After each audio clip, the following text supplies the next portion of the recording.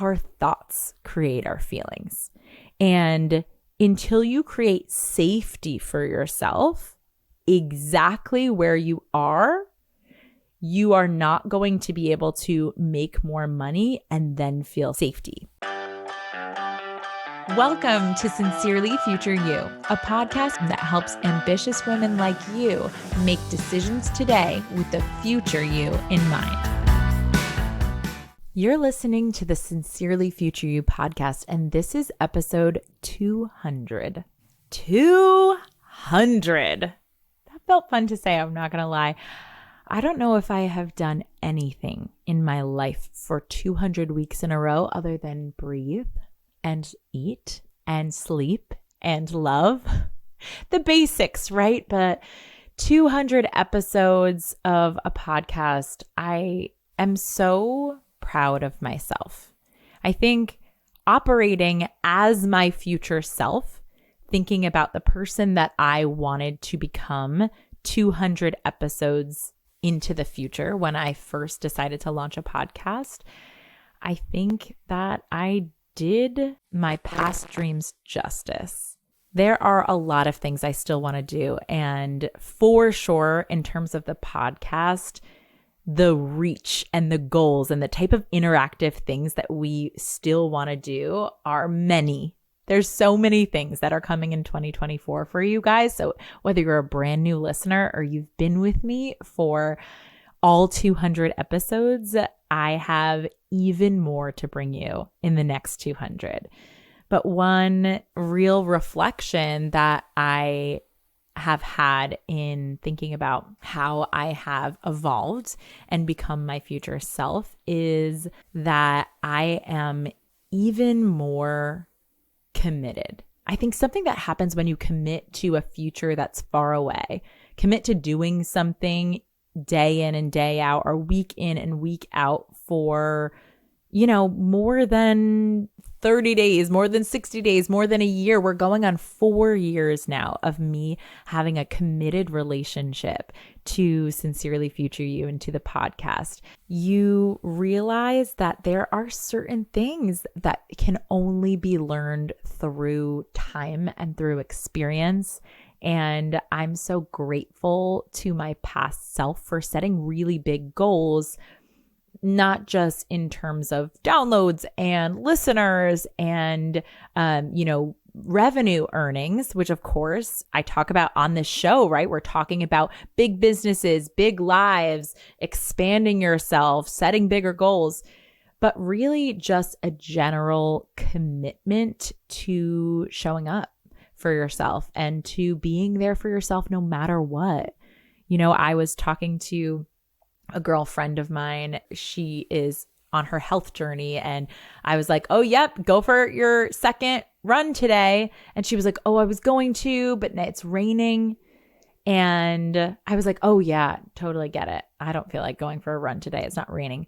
But I realized, it's really interesting because I showed up to these 200 podcast episodes, rain or shine. Proverbially, of course, I'm not recording out in the rain, but what I mean is there were a lot of obstacles certain weeks to me getting this done and getting this to you guys.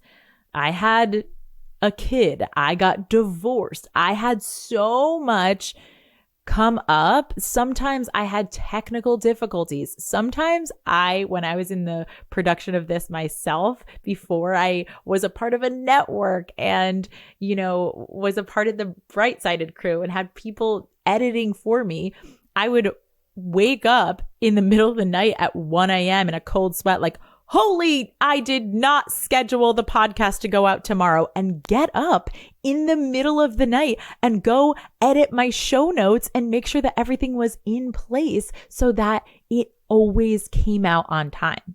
And I did that for 200 weeks. And the lesson here, right? It's not about my specific show or my specific journey. It's always about how can you see what's possible for your future self through each of these stories, through each of the shout outs of my clients, through each of the questions that I coach up on here. How can you see yourself in it? How can you learn from it? And how can you evolve into future you because of it? So over here celebrating 200 episodes, knowing that, of course, 200 episodes later, things aren't better here than they were there. And emotionally, I'm not like, oh, I am emotionally 100% proud and have no areas in which I would like to grow and no areas in which I'm like, ooh, got to do that better, right? And disappointed. I feel all the 50-50 here.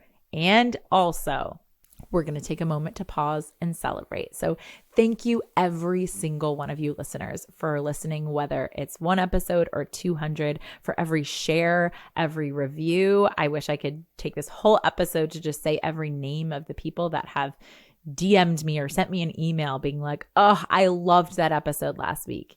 It means so much to me. And I think also, and this may go dark for a quick second, but bear with me, guys. I think about my own death, and I think about the fact that regardless of how much money people make from listening to this and how much time people save from listening to this, there will be a day that I'm no longer here, and this podcast will live on as a part of my legacy. My kids can listen to this episode when I'm not here and get comfort from that and get wisdom from me when I'm not even here anymore. My grandkids, my great-grandkids, maybe people that I won't ever meet could potentially meet me, know me, and learn from me from this experience of committing to 200 episodes. And that brings me so much joy.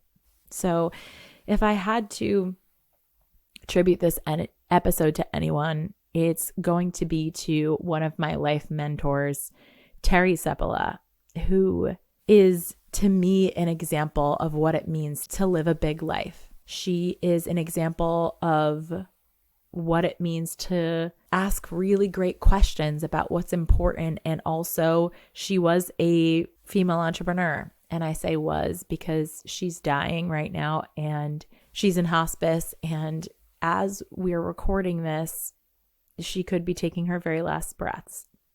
And I think about the gratitude that she has and the peace she has and that she's told me she has in dying because of her consistently going out there and being willing to feel negative emotion, being willing to take big risks, being willing to go all in and telling people what you really think, being in integrity with her thoughts and her feelings and her actions and her results of the beautiful life that she created.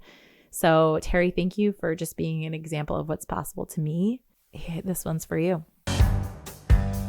Okay, today we are going to be giving you guys a treat. If you're not on the email list, first of all, make sure you do that. Go to sincerelyfutureyou.com and or my Instagram bio, and you can click over at Jess McKinley Wayno on Instagram, JessMcKinleyUyeno. Go over there and subscribe to anything. You can get one of my freebies. You will go on the email list. And that is where we have these types of opportunities where we were asking you, submit your question, submit a video question, and we'll coach you up live on this 200th episode. So that's what we're doing today. Out of the submissions, we picked 4 questions that span all of the topics that I coach on, one for each that I think is really important. And I just so appreciate everyone who sent in a submission and a video. And I hope that you enjoy a taste of what it looks like when I'm answering and coaching your questions, what type of experience it is. If you've never worked with a coach, I hope that you really, really love this episode. Hey Jess, my question for you is, how do I shift out of scarcity with money? I feel like no matter how much I make, I always feel like a little bit more would make me feel safer. This is such an important question. And to answer it, we need to understand 2 things fundamentally. Number 1, why do we set growth goals in the first place? And whether it is with money or something else. And number 2, what creates the emotion of scarcity or safety for us? So let's answer the first one. You said, right, how do I shift out of scarcity with money? It seems no matter how much I make, I always feel like a little more would make us feel safer. This is the fundamental catch-22 of goal setting at first, right? It's like we set a goal, we get there, we feel good for about 0.5 seconds, if that, sometimes a little more, depending on the goal, depending on the day, depending on our thoughts. And then that becomes the normal. And then we set new goals. I don't think of this as a problem because as human beings, my answer to the question, why do we set growth goals, is because that's what we're here for. That's our purpose on earth, is to evolve, is to pursue something that hasn't been pursued before, is to show ourselves what's possible and to continue to break the ceiling of what's possible for us. But the point of the goal here, and especially when it comes to money, isn't to make the money, isn't because when you earn $100,000 or $200,000 or $500,000 or get this, $1 million, you are not going to feel better. And that just sounds not true for those of us who aren't at those income levels. But what I've seen time and time again in coaching is that we are trying to hit a goal when we're confused, when we're setting a goal, not from that first reason that I said of like setting a goal to push ourselves and to see what's possible and to make the journey of pursuing something big more fun. That's what makes life more worth it. That's what makes the process more amazing. When we're setting a goal with the thought error of when I reach this goal, I will feel better, we're setting ourselves up for a big disappointment. And I coached 3 people yesterday alone, which is why we chose this question, which is why I love this question. One girl was making $50,000 and she was saying how she was feeling in scarcity, and the reality was she needed to make more money. These were her thoughts that she was telling me, needed to make more money, and only when she gets to 100K, right, like she'll be able to feel more settled, more secure. And then I had another conversation later in the day with someone who's making about $260,000, not about, she's making $260,000 in 2023. And she was like, when I'm making 500,000. And then she said it, and then she was immediately like, well, maybe a little bit more. And I was like, okay, this is funny. I almost wanted to laugh because I had just had this conversation, but just at a smaller level. And then I had another conversation later in the day with someone who closed 2023 at $940,000. That's almost $1 million, you guys. And she was having thoughts. She was having feelings. She was absolutely in the emotional 50-50 that is being in the entrepreneur experience, that is growing, that is pursuing something bigger. And so what I have to say is twofold. And that's now we're going to shift into the second part of this question, which is what creates you feeling scarce or safe if it's not the dollar amount? And the answer that nobody likes to hear is that our thoughts create our feelings. And until you create safety for yourself, exactly where you are not going to be able to make more money and then feel safety. Because the thought, I need a little more to feel safe, will follow you along. I promise you it will. You think, no, but you don't understand. As long as I could pay this bill, then what happens is you normalize new norms as you get bigger.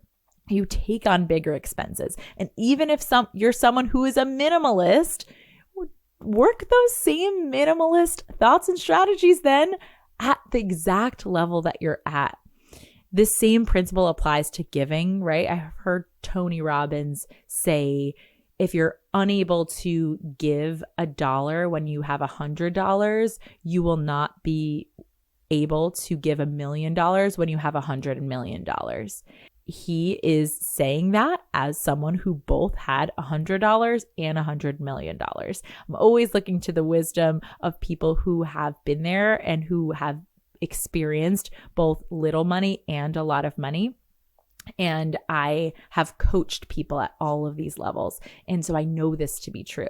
If you want to feel less scarcity, you need to practice thinking thoughts that simply create safety for you. So I'm going to give you some prime examples of thoughts that I like to think when my brain gets a little confused and it's thinking, all right, just once we hit this launch goal, or once we sell this out, or once we hit this revenue goal, it'll be better. I have to remind myself, number one, it's not better there than here. It's a universal truth that I always need to be reminded of. Can't hear it enough. Number two, the human experience is 50-50. And I say this on the show as well a lot, because we are not meant to get to a place where all we feel is rainbows and sunshines, and money definitely does not create that. We know it just by looking at Hollywood. We see all sorts of people that come into lots of money and fame and success, and they seemingly have meltdowns or falls or insecurities, or they burn it all down. And it's because their thoughts and their feelings of safety were not there before they came into this money. So money really just exacerbates whatever you're already experiencing. So you want to clean everything up at whatever level you're at, because as you scale your business, you're also going to scale and amplify whatever problems are already there. Let's solve for where we're at.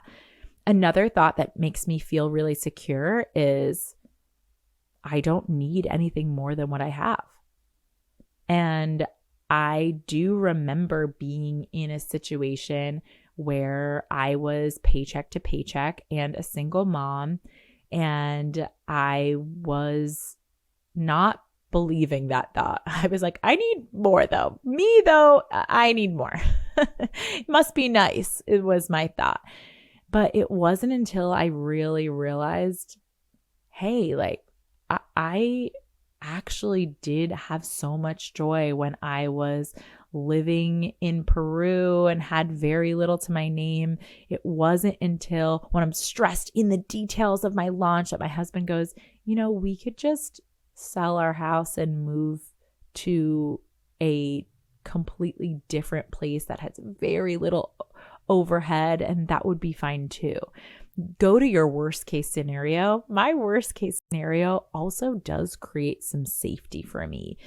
And yes, that a lot of that is rooted in some privilege, but even in the situations where I have been coaching people who are in actual scarcity, as people who didn't have backup plans and backup plans. I have found women, if you go back to, there was an episode not that long ago where I had a guest on the podcast that was talking about her experience of being homeless. I have a client who was also at one point homeless. And I think they're also very humbled to remind themselves that, even the worst case scenario is not emotionally that different of a 50-50. It's just a different version of 50-50. Less to lose, more to gain, but also, a different kind of 50-50.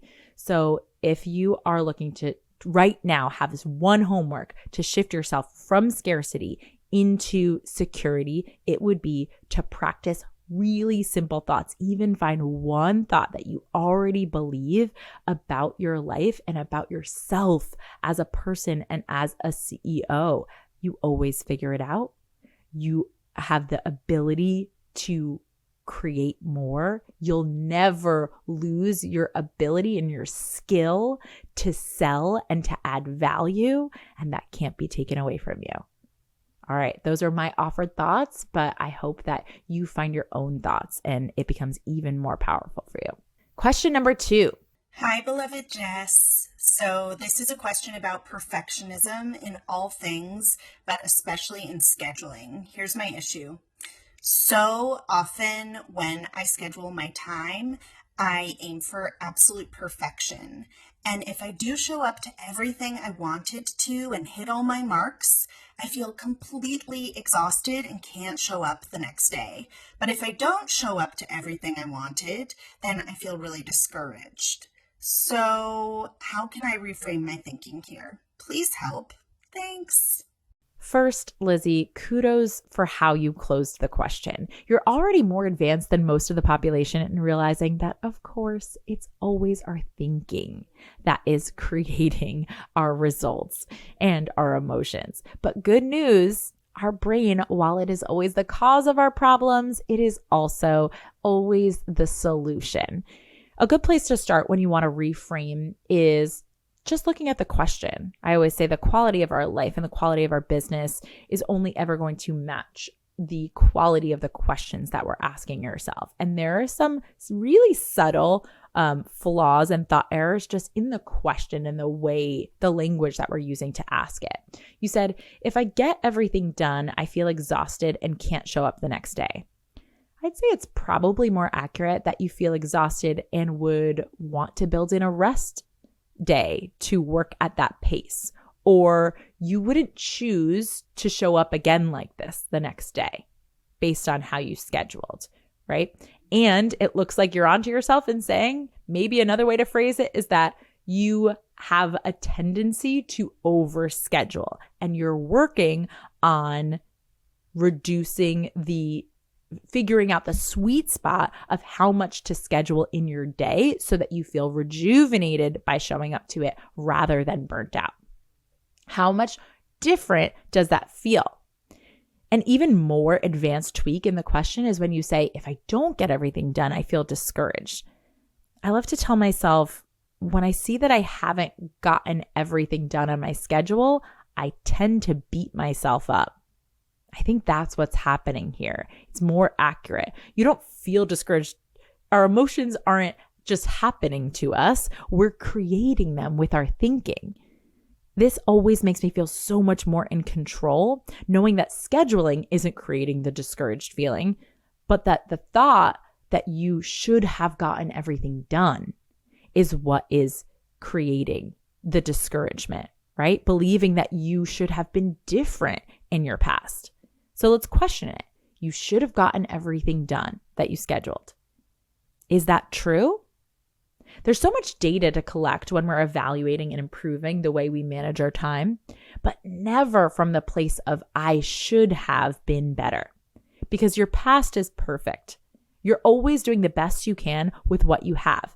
And when you're first starting scheduling, be really mindful that this is a growth process.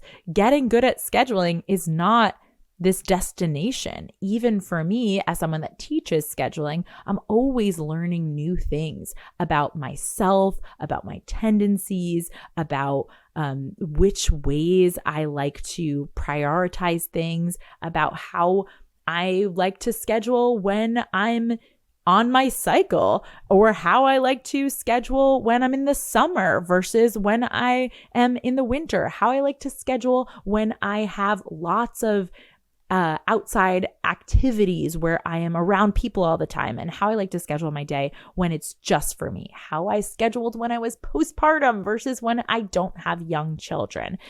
You are evolving at the same time as your business is evolving. And so to expect that your schedule should be one way is setting yourself up for failure.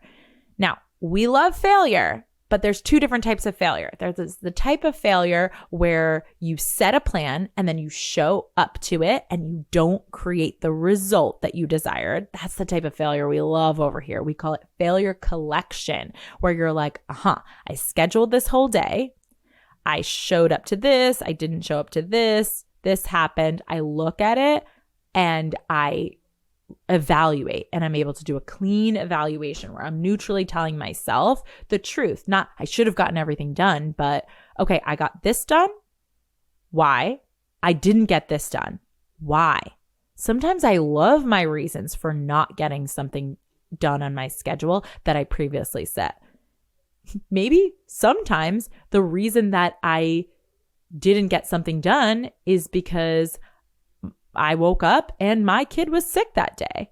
And I have to choose to have my own back, that I want to be the type of mom that is not going to just let their kids fend for themselves when they're sick. I want to show up for them, and I want to choose to rearrange my schedule. And that's cool. And if you don't have children, right, it could be something as simple as, oh, I scheduled all of this and I forgot to schedule eating and peeing. And I forgot that I have to go to the grocery store. And I can have my own back on the fact that I actually do want to eat today. And I do want to pee today. And tomorrow I'm going to accommodate that in my schedule. Knowing that learning and data is all good news, instead of looking at your past and beating yourself up, or, if you're watching this on YouTube, you're watching me, I physically take my chin and point it towards my future to say, hey, what are we going to do about this? Now we have this data, we have this information, we see what worked, what didn't work. Now the high quality question is, what do I want to do differently? So if you're feeling burnt out and discouraged from showing up to scheduling, there are two fundamental things, which is number one, make sure that you're looking at the growth experience of scheduling in terms of how can I always learn from this day and apply it better to my future? And number two, how can I just have so much self-love for myself? How can I decide that I'm always doing the best that I can with what I've got? And that doesn't mean, even if I show up in a day where nothing on my schedule goes exactly the way it is, I just tell myself the truth rather than thinking I have to beat myself up and then I'll one day do it perfectly. No, I just need to be honest. I need to look at it and be like, oh, I said I was going to do that at 9:15, but I snoozed my alarm. And then that's it, right? Just tell yourself the truth. Don't avoid looking at it and be like, oh, well, I'm letting myself off the hook. Letting yourself off the hook is not evaluating at all. Evaluate, but do it in a neutral way where you love yourself and you're like, oh, I chose more sleep today. What do I want to do tomorrow? Do I want to bake in more sleep? Or do I want to set a policy and make it harder for myself to not press snooze? And then sometimes you're going to press snooze again. And then you're going to practice loving yourself again and continuing to find creative new ways to help yourself do better in the future. That's all we can do. But if you think that beating yourself up is going to set you up to do better tomorrow in scheduling, you are sorely mistaken, my friends. The easiest way to take an action is from a aligned emotion. And if I want myself to wake up early, which is not my tendency, I need to have a thought that is going to make me feel strong, determined, excited. One of the emotions that will be easier to take the action from, not one of those emotions where I'm like, oh, I better wake up or else. That will be a sure way to create burnout for yourself. Next question. Hey Jess, it's Maggie. I have a personal finance question. When building a household budget, how do you plan for big expenses that are routinely happen but are seasonal, such as big insurance premium payments or planning for a one-time vacation? How do you build that out into your budget to make sure that you are sticking to your financial goals? I love this question, mostly because it's not just a personal finance question. It is a business finance question too. I did an episode a while back called 24 non-monthly business expenses to budget for, but you could apply this to your personal finance as well, and I encourage that you do. It's such a huge percentage of our annual expenses, this question, these seasonal expenses or the one-off expenses. It's more than we think. So proud of you for being on to yourself here. If you haven't yet been able to wealth build in the way that you desire, or in your business or in your life, this is likely the culprit. So if you're looking for this episode, I will link it in the show notes. It's episode number 171. But I'll give you some real quick pointers here, which is first, I recommend getting specific on what non-monthly expenses you're talking about. What non-monthly expenses do you want to plan for this year? I like to break them down into categories. For business purposes, I think of these as business growth goals. So any large investment that I want to make in myself. By business growth goals, I might mean coaching or networking events or trainings or courses that you want to take, some freelance hires, ads or marketing, right? These are one-time business growth investments. Then we're talking about savings goals. So whether it's personal and you are talking about putting an extension on your house, do the math, figure out what you want to do. Now, it will probably end up being off. There will be more variables to account for, but if you don't give your brain a number to focus on, it's going to spin out an indecision. It's not going to take that expense seriously, and it's certainly not going to begin to budget for it now. Savings goals in business might be if you want to lead a retreat or you want to have a staff holiday party, you want to take a flight or sponsor an event. Then the next category of these types of non-monthly expenses is preparing for the unexpected. So this is something that people don't like to do. Yes, we talk about it in terms of having an emergency fund, but we never even like to use our emergency fund. We beat ourselves up for using the emergency fund. We're like, oh God, I had to dip into my savings. What does that mean? Isn't that what savings is for? So I like to make my brain plan for this. I call preparing for the unexpected. So I always feel as good before, during, and after any spending that I make. So I will budget $50 a month towards potential refunds, hidden fees, rush shipping fees, unexpected price increases in any of my fixed expenses, unexpected investment opportunity that I want to make. I have different categories for this in their own parent category of my budgeting. All of this to say, when you're like parent categories, I do this work in YNAB. YNAB is an acronym for You Need a Budget, and it's the app that I always recommend and actually train on within my mastermind, the Masterful CEO School. So if you want to get nitty gritty and you're ready for that and you're like, yes, I want to do this for my business, get inside the Masterful CEO School. In fact, we'll be talking about it in just a bit, but Masterful CEO School is pre-enrolling right now for the March class. So these are one of the things that we work on together.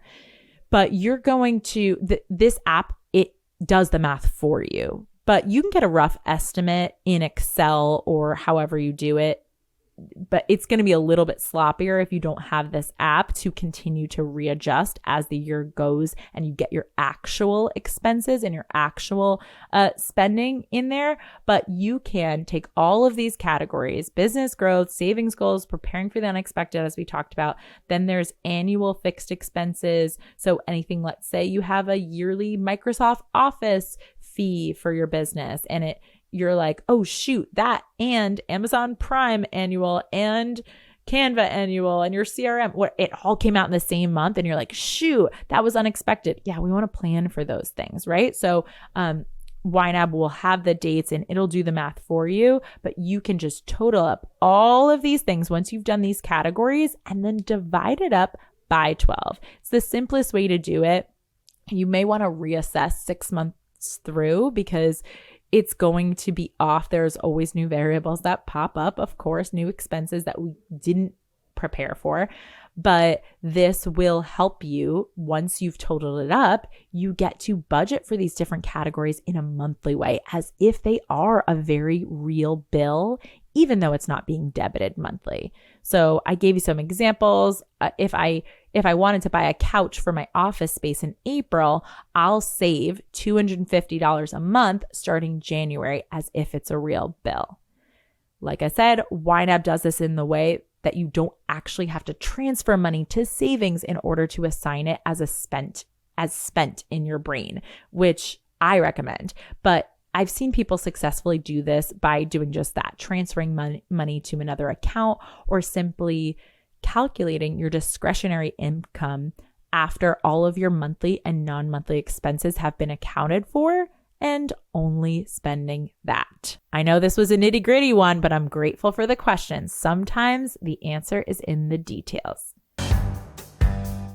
This podcast, this value is a fraction of the life-changing work that we do once we have your actual brain and business to work with. The Masterful CEO School is my 6-month advanced coaching room where we reverse engineer your goals like it's hot. We only enroll twice a year, and this week is when we are pre-enrolling for the March class. We already have so many incredible business women in here, and they come to master their money, their time, their CEO drama so they can stay focused on what really matters, which is serving their people, regardless of the obstacles or the interruptions that we know inevitably come up every year.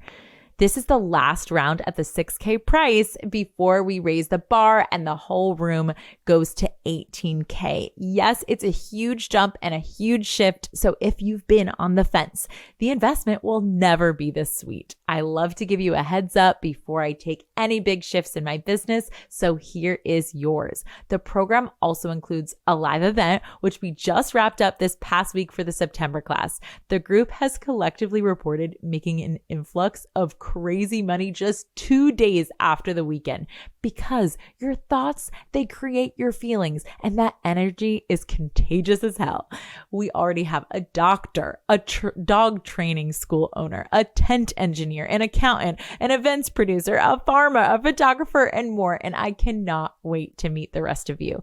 You can enroll now or book your consult to answer any last minute questions that you have by going to sincerelyfutureyou.com. But otherwise, enrollment closes this Friday. I will see you in the room where it happens. Hi Jess, it's Kelly. I'm interested on how your coaching or your perspectives on time and money and success have shifted since the early episodes of the podcast. And if they have, what factors have led to those shifts? The evolving business landscape or experiences? I would love to hear about that. Thanks so much and congratulations on 200 episodes. I love these questions, you guys. And this one, it is especially personal and lovely because of this 200th episode and how much growth there has been. But surprisingly, there hasn't been too much change. So one thing I will say is I give less advice in general than I did at the beginning of starting my podcast journey. Coaching and advice are very different. Advice is using your experience and applying it to what your client is doing. I love seeking counsel from people who are further along than I am. But more often than not, especially in entrepreneurship, there are 100 different ways to create the same result. I know this to be true. I teach a process for scheduling, but I see other people teach different processes. And people will come to me and be like, well, what do you think about this process? Which one is better? Or what do you, and I'm like, there isn't better. There's only making a decision and seeing if it works. And there are a lot of ways that are going to work.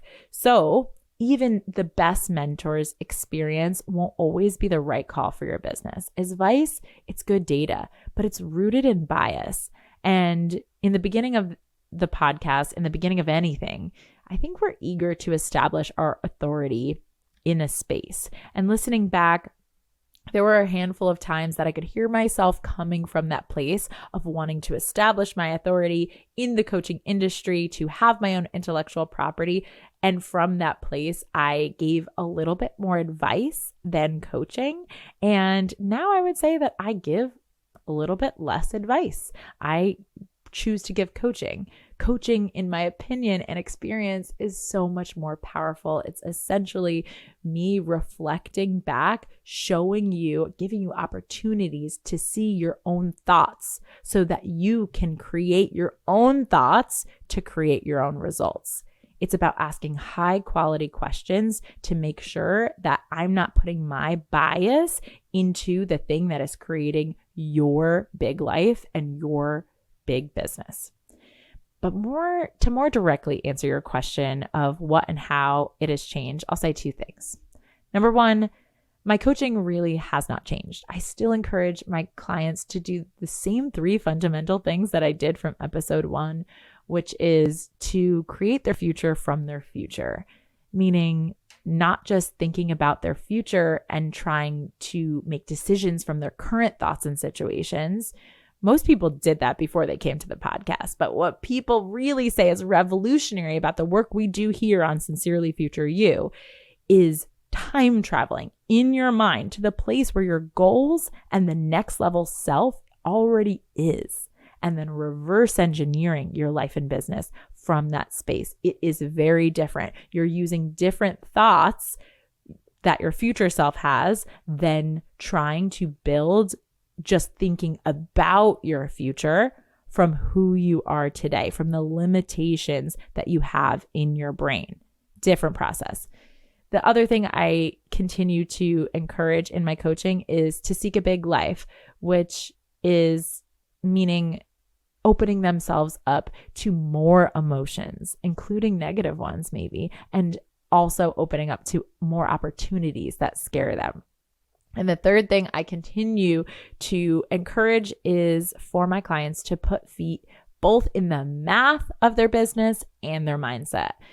There are a lot of coaches out there that just believe in your mindset will create every result. And there are a lot of coaches out there that just teach strategy. And I think that the 50-50 hybrid is the sweet spot to creating the big life and business that you really want.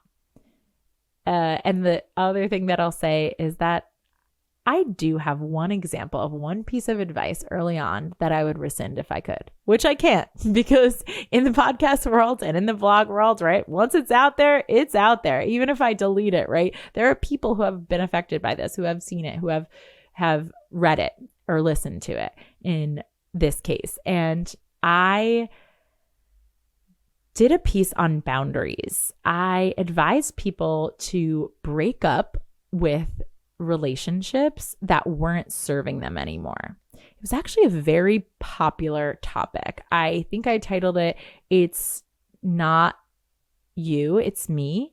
And I had this very quippy way of talking about those people who we have outgrown in our lives, where they're continuing to show up in small thinking and gossip, and I'm no longer about that life. Or it was a little high and mighty. And while it was effective and so many people resonated with it and shared it, now looking back, I see that was a little bit one of those toxic BuzzFeedy things that is popular and not for a good reason. It's popular because hurt people want to feel heard. They want to feel seen. They want people to agree that people are being dicks, that when an injustice has been done to them and people shouldn't do this or shouldn't do that. It's why in political campaigns, smear campaigns do the best. It's for this exact reason. It's because emotionally we want to feel right. And what I would change about this advice and what has changed about myself in the last 4 years is that the more I coach and the more I grow and the more I learn about myself, the more I deepen into the belief that we don't have to manipulate anyone else in order to have the emotional experience that we want. I would not recommend that you break up or cut any ties or boundaries with people. Obviously, there are rare cases in which it does make sense to be very clear with someone that in an abusive situation or something like that. But most of these people were just looking to feel heard and validated, and they confuse what a boundary is. They think, okay, you're breaking my boundary. The boundary is what you should or shouldn't do based on how I think and feel. And that's not what a boundary is. A boundary is, what am I going to do if someone does something that feels unsettled? It's all about us. It's not about the other person. And so I've learned so much more about being in my own model. When I say that, if you're new to this podcast, what I mean is focusing on the things that I can control, my thoughts, my feelings, my actions, and my results. And when I try and take action to have other people show up, think, feel, and act differently so I can feel better, we're missing the whole point. And I am so glad you asked this question, because it made me look back and it made me go back, and I got this opportunity to say, yeah, you know what? Sometimes we contradict ourselves. In the words of Walt Whitman, do I contradict myself? Very well then, I contradict myself. I am large, I contain multitudes. It's one of my most favorite poems in Leaves of Grass, and it's about the fact that we shouldn't shy away from growth, and we shouldn't be confused when opinions change and when advice changes, and we're entitled to be able to have a future self that disagrees with our past self. So don't worry about putting something out there, putting content out there, and then outgrowing it. That's the evolution. That's the revolution. And I encourage you to be willing to collect that failure. So thank you for being with me for this episode, for 200 episodes, and for being with me for 200 more. Let's freaking go, baby.